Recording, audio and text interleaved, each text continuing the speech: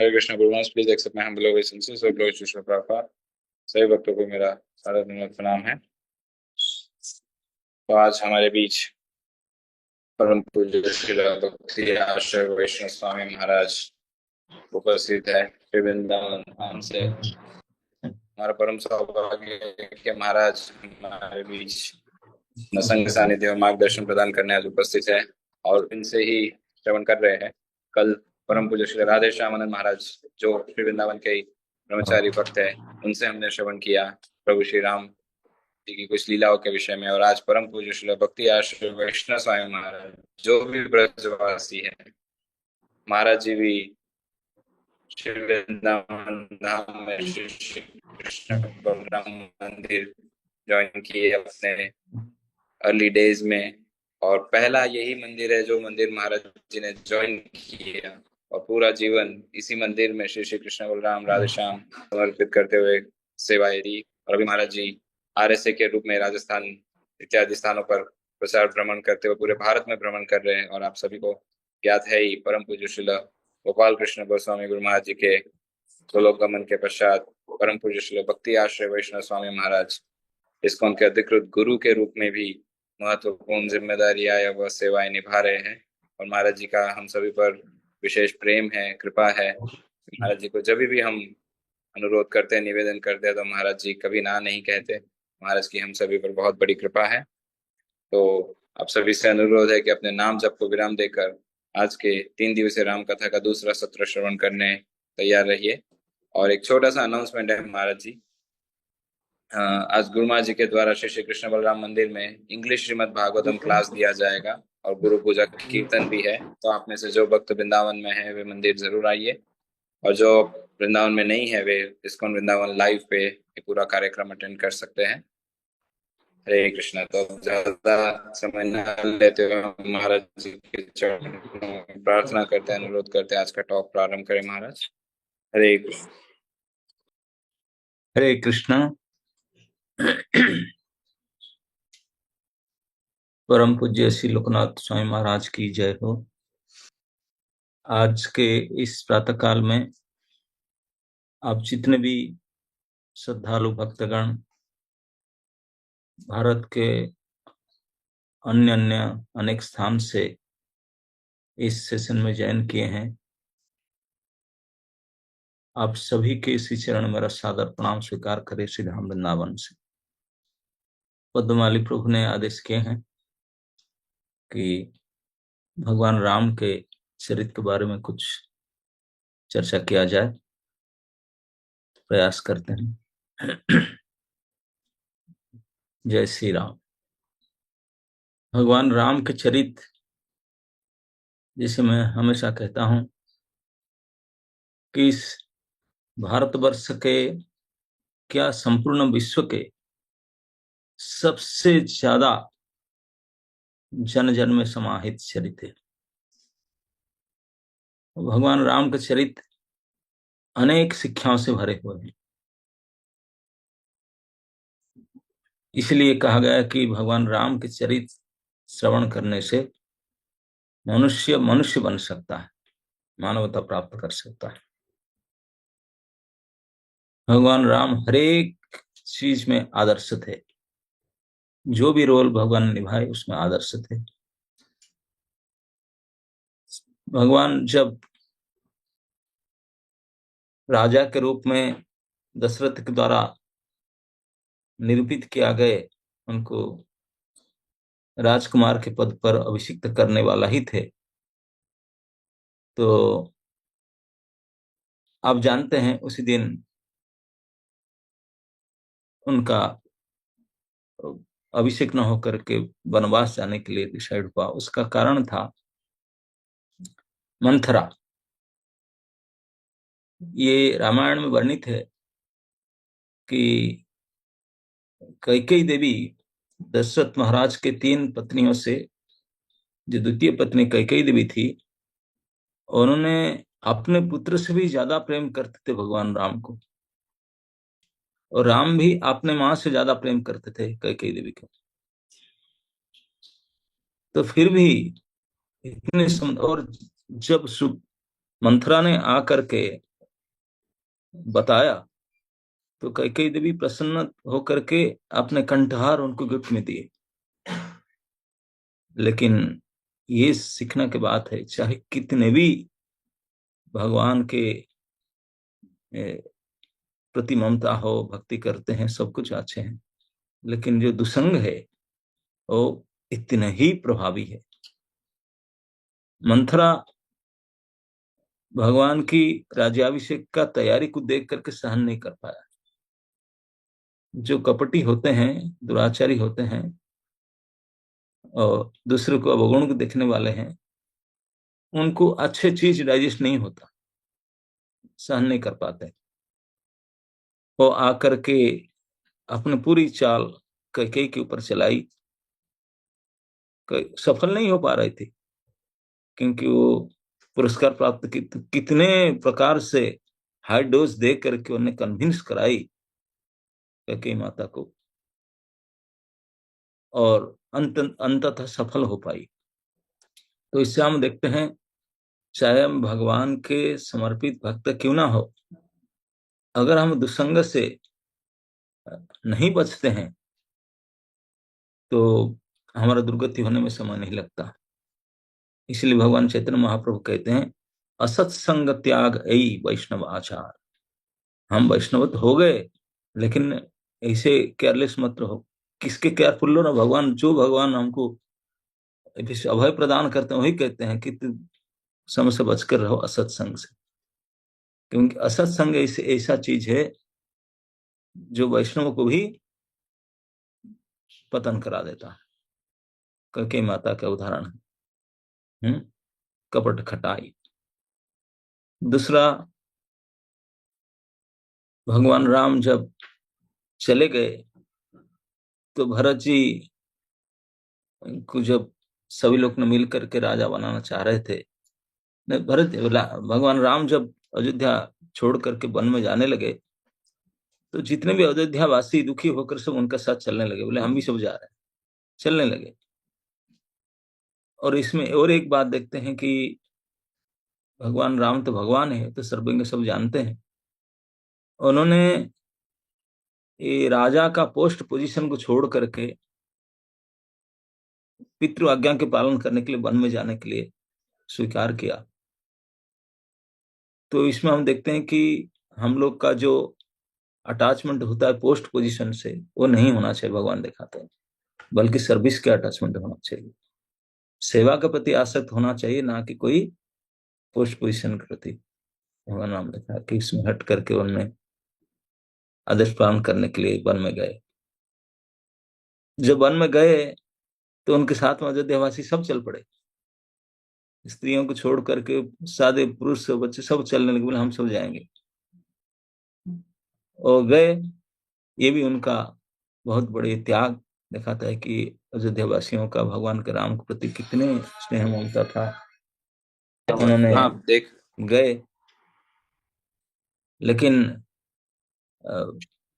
रास्ते में भगवान ने जब रात्रि में विश्राम किए, अयोध्यावासी सोए सीक्वेंस में थे, नहीं चल रहा है, सीक्वेंस में रोज अलग श्लोक, आज 9-10-2 है और 9-10-2 सब वो अलग, रोज अलग है, सोते ही रह गए, और भगवान राम उठ के चले गए उनको छोड़ करके।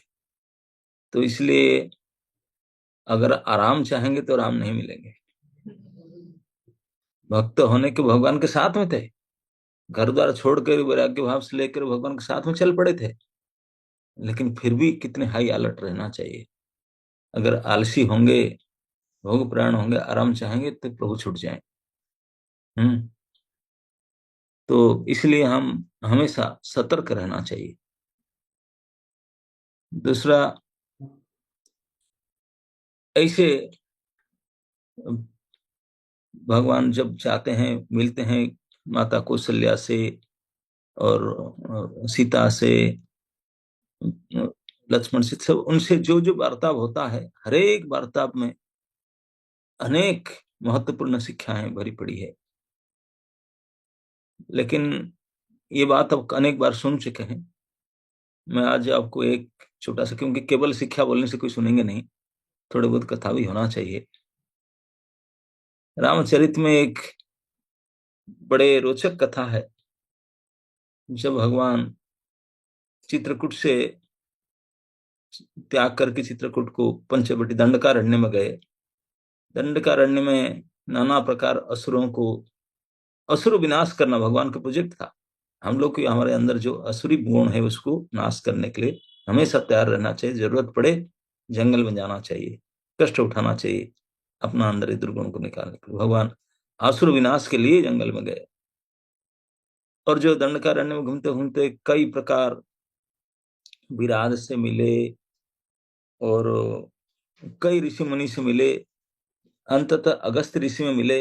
इससे उन्होंने फिर उनको सुझाव दिए कि आप पंचवटी में जाकर करें। तो भगवान पंचवटी गए, गोदावरी के तट पर। उनको बताए थे एक आजीव पेड़ है, 5 बट वृक्ष, पंचवटी इसलिए कहते हैं। उसके नीचे काला राम मंदिर बड़ा प्रसिद्ध है नासिक में। वहां भगवान राम ने पर्ण कुटीर बनाए, बना करके सीताराम लक्ष्मण वही रहे गोदावरी तट पर पर्ण कुटीर में।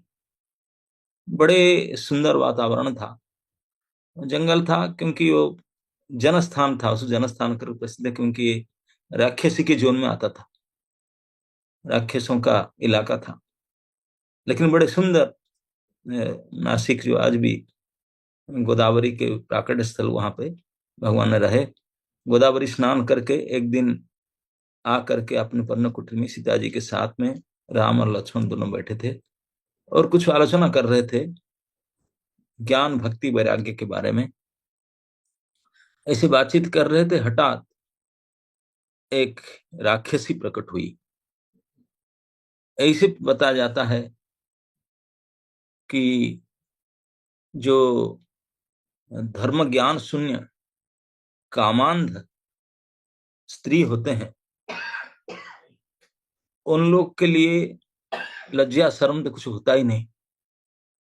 उन लोग ने अपने काम के प्रभाव से इतने नीचे तक चले जाते हैं कि उन्होंने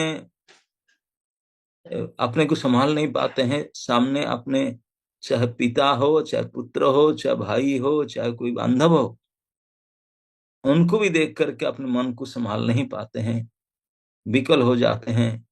जिस प्रकार कोई सूर्यकांत मणि सूर्य को देख करके अपने को रोक नहीं पाता, पिघलना शुरू हो जाता है। तो इसे मन को रोकना, कामांध धर्म ज्ञान शून्य, इस प्रकार की स्त्री के लिए असंभव है।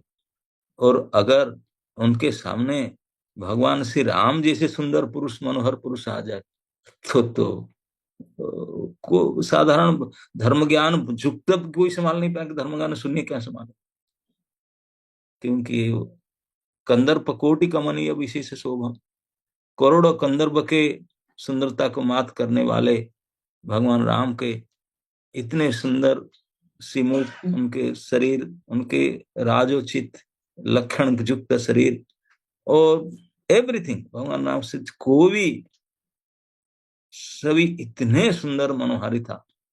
तो नेचुरल कोई भी, मैं बोलता हूँ धर्म ज्ञान युक्त भी वो भी नहीं संभाल सके।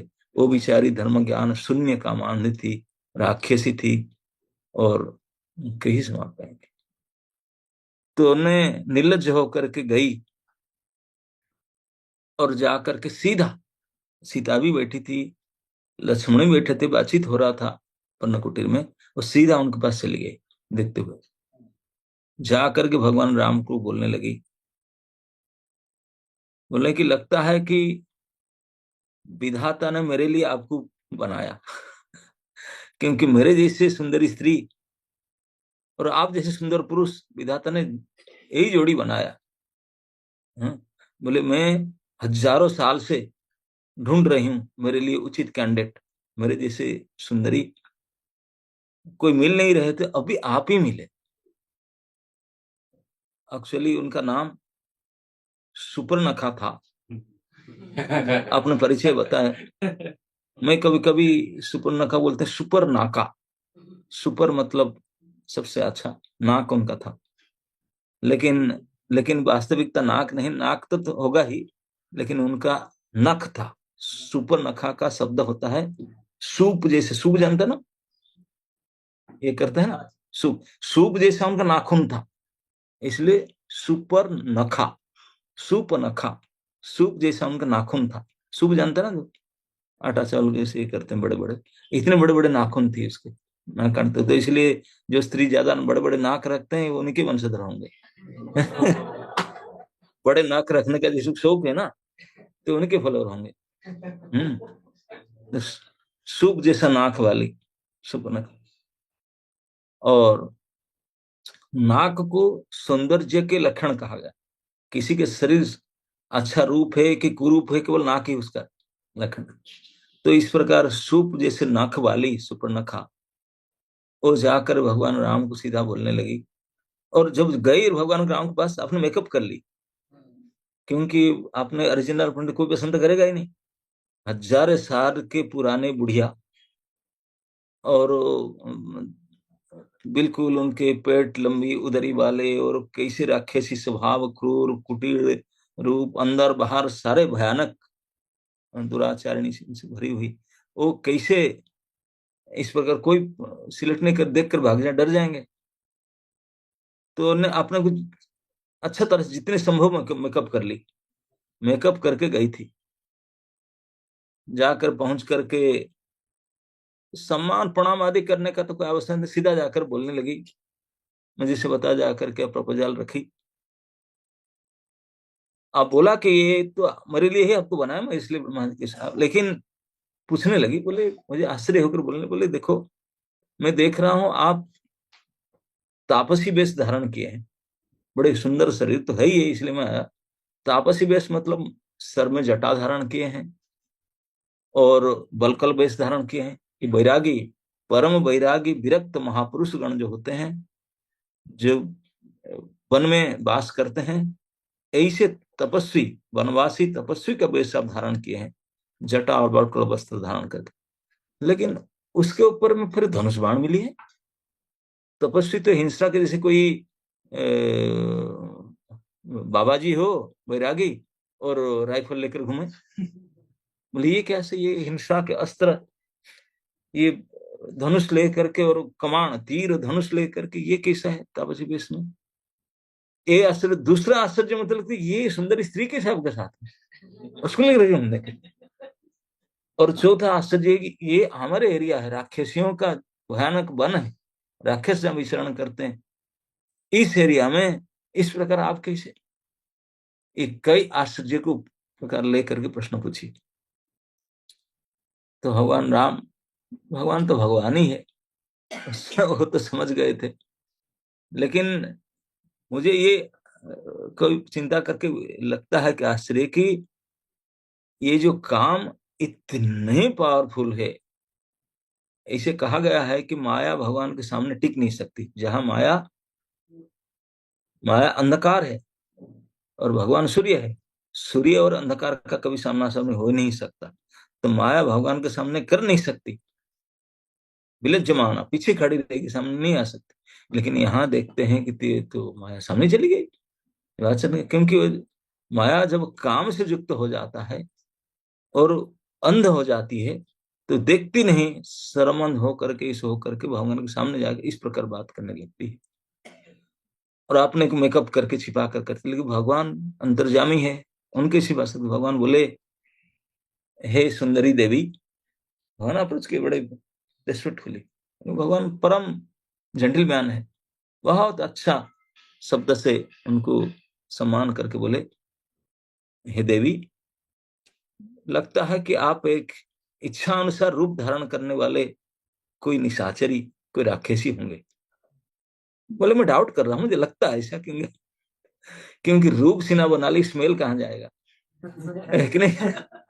कोई हमारा एक उड़िया में एक पद लिखा गया है, कर्पूर चंदन देई रसुण रूपिले नई, तेवे से कुत्सित वासना छड़त। वो बोलते हैं कि एक बरजी बरसे देही मानस, वरजी बरसे अमिध्य ग्रास, ग्राम सुकरी के हुई व गाई। जो गांव के, ये जो म्यूनिसिपैलिटी सुअर रखा है ना, सुअर, गांव घूमने वाले स्वरीन, वो अगर 1 साल तक आपने जो प्रसाद छोड़ दिया, मतलब अमिध्य, मतलब जो टॉयलेट आदि खाता था, और छोड़ दिया 1 साल तक, खा करके श्रेष्ठ जीव गाय के दूध पीने लगा, देसी गाय के दूध, 1 साल व्रत लिया, दुग्धपान पय व्रत, 1 साल तक गड़बड़ ना खा करके 1 साल का दूध पीने लगा, और 1 साल तक गंगा स्नान किया, और गंगा रज के तिलक लगाया। इसी बोलते 1 साल तक आपने भोजन को छोड़ करके दुग्ध पान करे, 1 साल तक गंगा स्नान करके गंगा तिलक लगाए, और गीता क्लास अटेंड करे बैठ करके, तो 1 साल तक व्रत करने के बाद उस शरीर क्या गाय माना जाएगा? क्या परिणाम होगा? लोग हंसेंगे, यही रिजल्ट होगा, बोलेंगे देखो ये पागल, वो नाटक करके गाय बनना चाहता है, वो नहीं हो सकता। ठीक इसी प्रकार वो बोलते हैं कि लहसुन है ना, लहसुन मतलब लहसुन, लहसुन में कर्पूर और चंदन और केसर, कई 7 प्रकार के लेप चढ़ा करके उसे मिट्टी में बो दो, और वो जो पेड़ होगा उसमें लहसुन होगा, उसमें सुगंध आएगा ना दुर्गंध आएगा? हाँ आएगा, वो छोड़ नहीं सकता। तुम कितने कर्पूर चंदन लोग, वो नहीं हो सकता।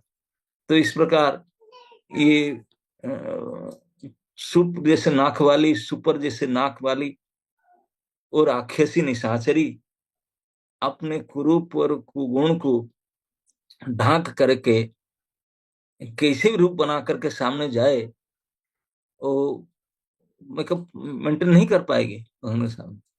तो भगवान बोले ऐसे हैं, और बोले हमको आप पूछ रहे हैं, मैं, भगवान ने बड़े शांति से अपने उत्तर बोले, मैं आप सुने होंगे चक्रवर्ती सम्राट दशरथ महाराज, मैं उनके पुत्र हूँ, ज्येष्ठ पुत्र हूँ, मेरा नाम राम है, ये मेरे आज्ञाकारी भाई लक्ष्मण है, हमेशा मेरा आज्ञा का अधीन रहता, वो मेरी विवाहिता पत्नी विदेह राज जनक नंदिनी सीता है। हमने परिचय दिए, और हम बोला क्यों आए हैं? हम पितृ आज्ञा के कारण वनवास व्रत लेकर के वन में भ्रमण कर रहे हैं, 14 साल तक वनवास। अपना सारे जो पूछा था प्रश्न सारे उत्तर दे दी। पूछ करके भगवान राम ने फिर बोले कि हे देवी बहुरूपी, मैं क्या आपके बारे में जान सकता हूँ? आप यथाजथ ठीक ठीक बताए आपके ओरिजिनल आईडी क्या है। भगवान ऐसे कहने का मतलब आप जब छिपाएंगे मुझे पता चल जाएगा, मैं पता लगा, लेकिन मैं आमने सुनना चाहता हूँ कि आप मुझे बताते हैं कि आप मुझे वर्णन करना चाहते हैं पति के रूप में, तो पति के सामने खुलकर सच तो बताए, हु आर यू।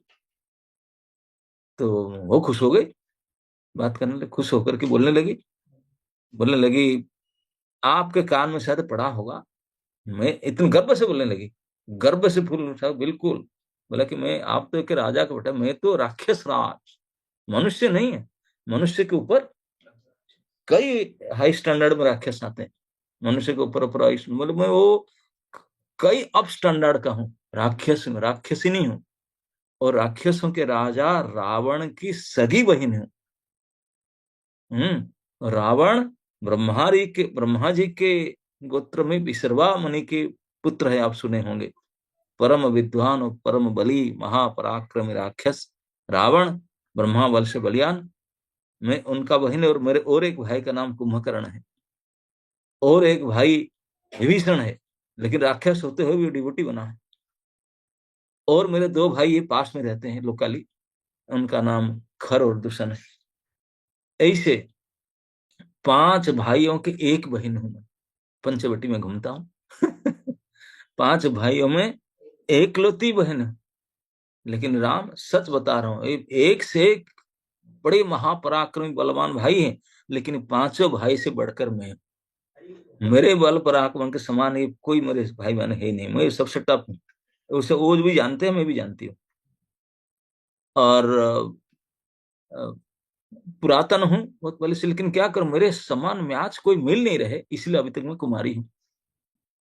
मैं अभी तक विवाह के लिए इच्छुक हूँ, ढूंढ रही हूँ प्रपोजल, लेकिन कोई मैच मिल नहीं रहे, योग्य मैच। अभी ही आप ही मिले, दैव ने आप मिलाया, अब मेरे मन टिका, इसलिए मैं आपके पास आया, नहीं तो मैं इसे ही, बोले बोले क्या कर रही थी घूम कर?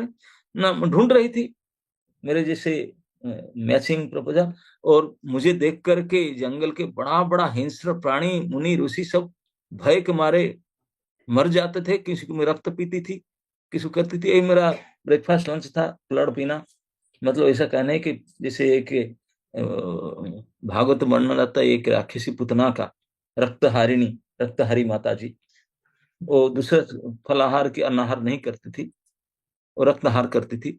इसी वो भी बता रही थी, बोले मैं भी ये सब खाती हूँ, मांस पुंस खाता हूँ, रक्त पीती हूँ इस प्रकार, लेकिन रुक मेरी इच्छा अनुसार बना लेती हूँ।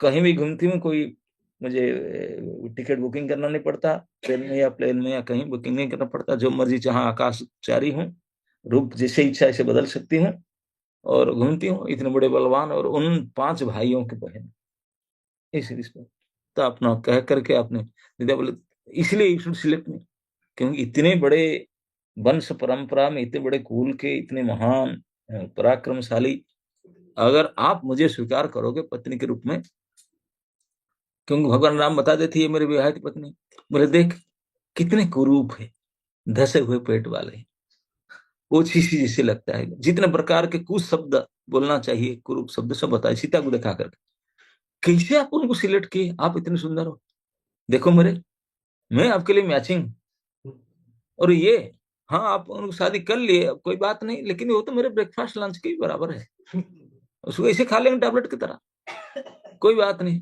और रहेगी नहीं तो मेरे साथ में पहाड़ियों की घाटियों में कहाँ कोई ग्रह नक्षत्र में घूमते रहो, मैं तो इच्छा तो हम रहो। तो बड़े शौक से आपने प्रपोजल भगवान के सामने रखी, तो भगवान ने बोले देखिए आपका कहना तो उचित है, सब कुछ आता, लेकिन मैं विवाहित हूँ, अब स्त्री मेरे साथ है, आप जैसे पोस्ट पोजीशन वाले इतने सुंदरी, इतने स्टैंडर्ड के स्त्री हो, आप निश्चित रूप से कोई स्वतंत्र नहीं चाहेंगे, स्वतंत्र समझते हैं ना, एक दूसरी पत्नी, बोले कोई पति के दूसरे पत्नी हो तो, और पति भी उनके साथ उनको रखना भी चाहती, छोड़ना भी नहीं चाहता है, तो फिर आपको अच्छा तो नहीं लगेगा, क्योंकि आप जैसे स्त्री तो एक छत्रवादी होना चाहिए, एक मैं ही हूँ पत्नी ऐसे होना चाहिए, शोध के साथ रहना आपको पसंद नहीं होगा।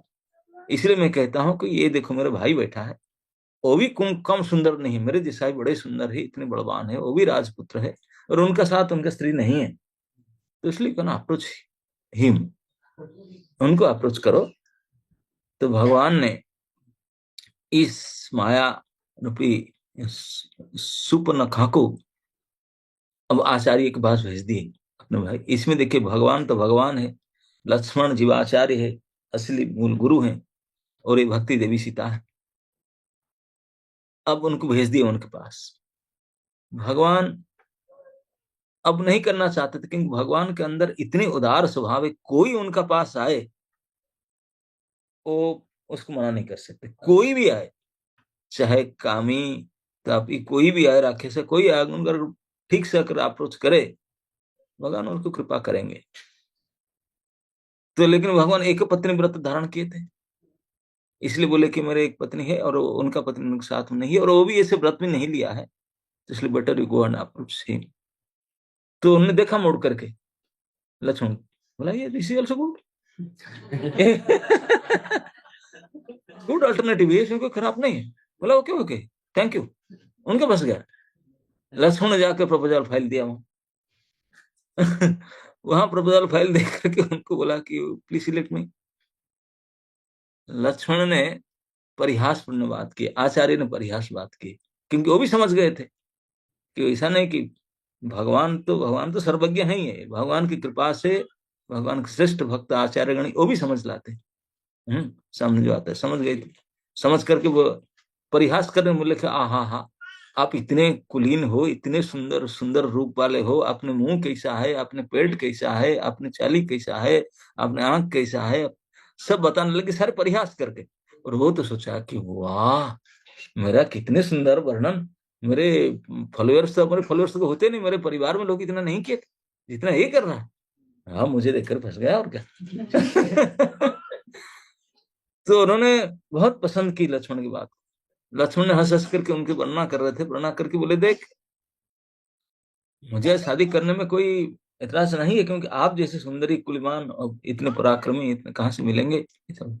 लेकिन मैं, आप भला ना, मैं मेरे बड़े भाई, मैं उनके सेवक हूँ, मैं उनके दास हूँ, और आप मुझे, मैं स्वतंत्र नहीं परतंत्र हूं, भाई के अधीन, आज्ञा के अधीन हूं, तो आपको सुख कैसे मिलेगा? मैं दास हूं, आप मुझे शादी को दासी बनोगे, तो कैसे सुख मिल सकता है? आप जो मन में प्लान करते। तो आचार्य लक्ष्मण ने कुछ एक उचित शिक्षापूर्ण बात कहे हुए यहाँ पर। बोले कि जो सेवक होते हैं, दास होते हैं, वो अगर सुख की कामना करे,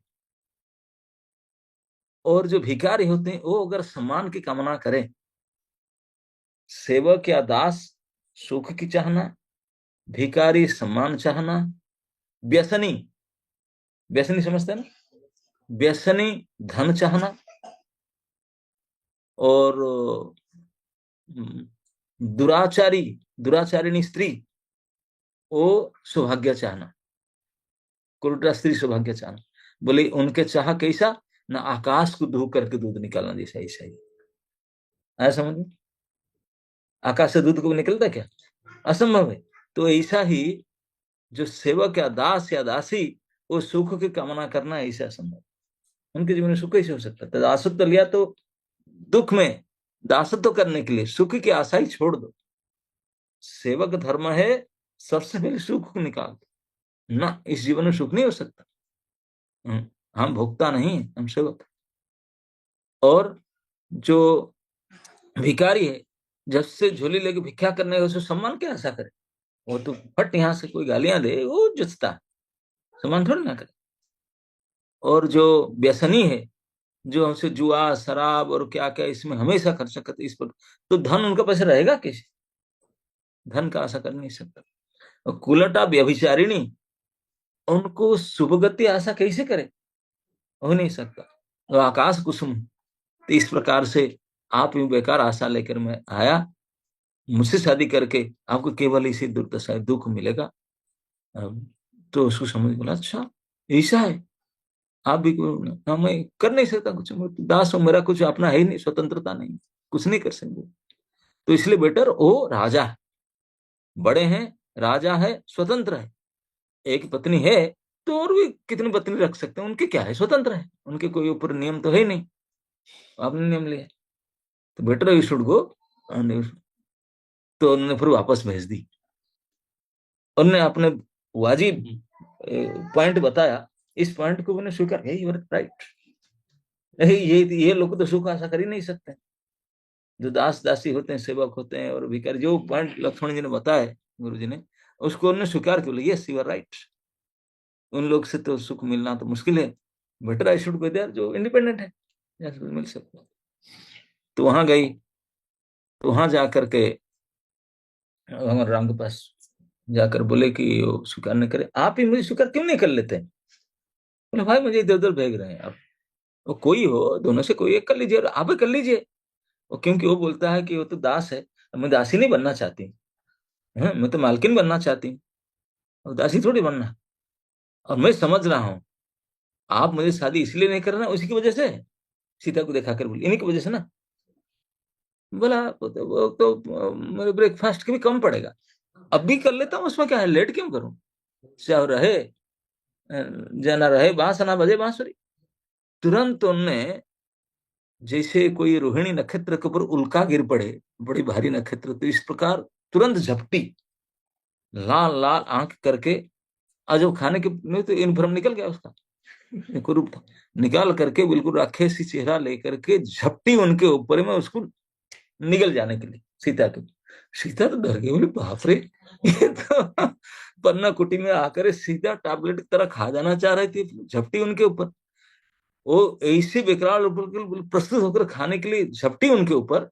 भगवान राम से गुस्से में हुंकार किए, एक शब्द किए, भयंकर वज्र हुंकार के, ओ दब गई। कोई एक्शन नहीं लिए भगवान, मारे नहीं, हुंकार शब्द एक उच्चारण किए, वो रुक गया, ये क्या, इसे देखने लगा। तब भगवान ने, लक्ष्मण तब तक गुस्से में आ चुके थे बिल्कुल, बोले ये बदमाश, बदमाशिनी, तो गुस्से में आ गए थे। तो राम बोले लक्ष्मण को, बोले सुमित्र कुमार, परिहास नहीं करना चाहिए उनके साथ, क्रिटिसाइज मत करो, ये अभी देखो सीता की जान पर पड़ी रही है, अब तो खाली होती मैं रुका, तो अब डोंट डिले, भगवान चाहते थे मार सकते, कुछ भी कर सकते, लेकिन नहीं किए। भक्त को आदेश दिए। आचार्य बोले you have to do it, मेरे स्वभाव मेरा है, तुम्हारा काम तुम्हारा है। बोले क्या करो? बोले नहीं, मारना नहीं जी, परिहास मत करो, मारना नहीं, उनके अंग हन कुरूप कर दो। भगवान यही शब्द बोले, उनको कुरूप कर दो। तो लक्ष्मण ने तो गुस्से में थे ही, तुरंत तलवार खींच लिए। खींच करके उनके तो सिद्ध हस्ते तुरंत उनके नाक को काट लिए, सुपर नाक था, और कान को काट लिए। नाक और कान काट लिए, मतलब भगवान बोले कुरूप कर दो, तो नाक और कान कट जाने से सचमुच कुरूप हो जाते हैं। अमर कोश में लिखा गया सुर व्यंग स्वर्ग नाक, चाहे देवता हो चाहे कोई भी हो, सुंदरता नाक से होता है। किसी को नाक काट दो, बोलते नाक कट गई मेरा, मेरा तो नाक कट गया, नाक कटवा दिया हो तो बदनाम हो गया, नाक कटवा दिया, तो इसे नाक कटवा दी।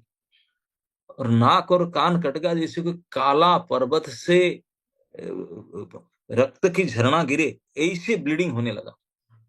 बहुत खा पे रक्त खून पी थी, बहुत ताजा खून गिरने लगा इसे, और इतने भयानक चिल्लाने लगा, चिल करके भागने लगा, बोला अरे तुम नाक कान कटवा दी।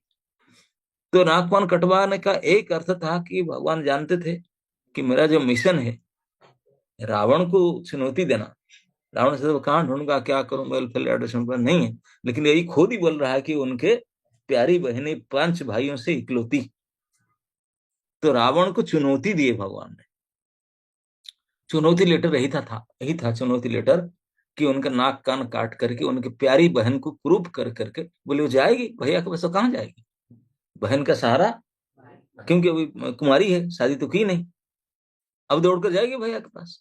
तो इसलिए रण निमंत्रण है, उनके लिए चुनौती हुआ। तो इसलिए भगवान राम से आदेश दिए लक्ष्मण को, भेजो लेटर, भेजो उसे चुनौती लेटर। तो चुनौती लेटर उनका नाक कान काट को रोक करके भेजी, और उन्होंने भयंकर चित्कार करते हुए अपने फर में आकर के दौड़ करके गई। लोकली उनके 2 भाई थे, खर और दूषण, उनको जाकर के ऐसे उनके सामने ब्लीडिंग हो रहा था, उनके पास गया। तो इसमें से विचार करने से देखा जाता है कि माया अगर काम के साथ डील करती है, मिल करके आती है, और अपने ज्ञान को खो करके, लज्जा को खो करके भगवान और आचार्य के सामने आती है, भक्ति के सामने भी आ जाती है, लेकिन आ करके अपना प्रभाव दिखलाने जाती तो अपने रूप को कुरूप करती है, कुछ कर नहीं सकती, कटेगी। और कौन एक्शन लेंगे? आचार्य ने लेंगे, वही लेंगे, भगवान की कृपा से, उनके आदेश से वही कुरूप कर देंगे। भक्ति को छू नहीं सकता, भक्ति हमेशा सुरक्षित रहती है भगवान। कुरूप होकर के अपने परिवार के पास दौड़ी, जो लोभ, क्रोध, मद, वो जो सब हैं, जो काम क्रोध लोभ, 6 में से एक माता जी है, बाकी 5 भाई साहब है। तो सही है ना, 6 रिपु, वो 6 रिपु में से एक बहन और 5 भाई है। तो गए उनके पास, जा करके जो पहले उनको सूचना दी, 2 भाई जो लोकाली थे, जनस्थान के अधिकारी थे, रावण ने था वो, उनका बहुत अमित पराक्रम बल था। तो उन्होंने उनके बहन को इस पर कुरूप देखकर बोले डिटेल मत बताओ, कौन ऐसे किया, क्यों, क्या सुन। तो सुपर्णखा ने बोला भैया, आप जैसे भाई होते होते मेरे साथ ऐसे किया गया ना, बताओ मैं क्या करूं ना, उन 2 लड़कियों को लेकर आओ, मैं उनका ताजा खून पीना चाहता हूँ, तब मेरा मन भरेगा। जो मैं गुस्सा हूं, मेरा गुस्सा निकलेगा उनका फ्रेश ब्लड पीने से, तो इसलिए कि ताजा मार के लाओ, मैं उसका ब्लड पीऊंगा। हम्म। तो ये प्रपोजल दिया खरदूषण के सामने, और खरदूषण ने तुरंत उनके जो बड़े बड़े सेनापति को बुला करके कई सैनिकों को भेज करके आए। और अब समय हो रहा है, मैं ज्यादा समय नहीं लेना चाहता हूँ। आज परम पूज्य लोकनाथ स्वामी महाराज के गुरु पूजा भी है, और उनके क्लास भी है। बहुत लोग अवश्य ही जो हैं ऑफलाइन, वो भी जाना चाहते हैं, तो उनका आनंद लेना चाहते हैं। वो ऑनलाइन है, उन लोग को भी पद्मावली प्रभु बोल दिया already, they can also join and release it, so I don't want to take more time. तो रामायण तो ऐसे ही, राम भगवान की लीला तो अनंत है। लेकिन आज के लिए इतने में ही विराम देते हैं। जय श्री राम। जय श्री राम।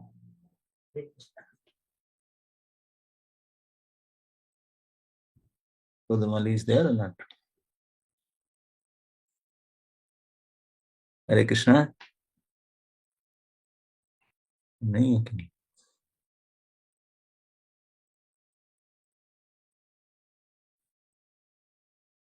आई थिंक वो शुरू हो चुका है और लोग सब गुरु पूजा में जा चुके हैं। So, तो हम लोग भी चलते हैं मंदिर में। हरे कृष्ण। जय श्री राम।